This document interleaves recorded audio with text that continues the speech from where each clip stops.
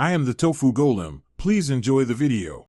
You're starting with the document open and a saved copy so you can undo mistakes. Double-click the header or footer area now to enter edit mode. This exposes page numbers and section breaks. Once inside, look at the ribbon for header and footer tools and check whether the document uses sections. Section breaks change how numbers behave. Make sure to show formatting marks, Ctrl+Shift+8, if you can't see section breaks, because you'll need to handle them next.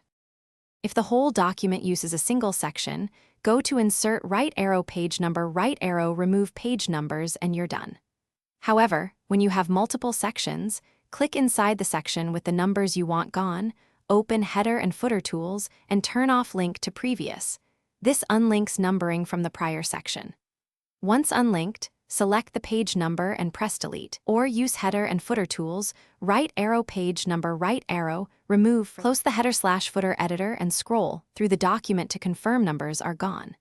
If page numbers persist on specific pages, open header and footer tools again and verify different first page or different odd and even pages options. These can hide or show numbers selectively.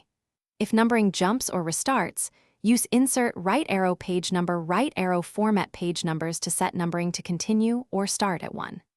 If things still go wrong, resave a copy, remove section breaks, and reapply numbering carefully.